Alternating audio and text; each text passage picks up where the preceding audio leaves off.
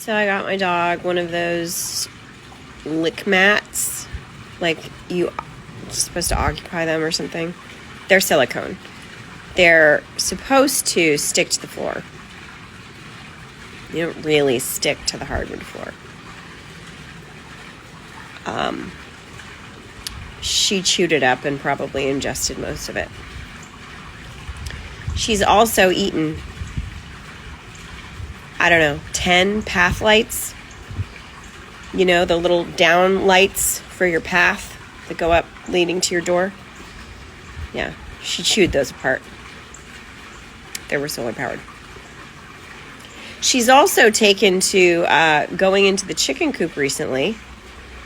She hasn't been eating the chickens, which is good, but she has been eating their poo. So now she just goes in there and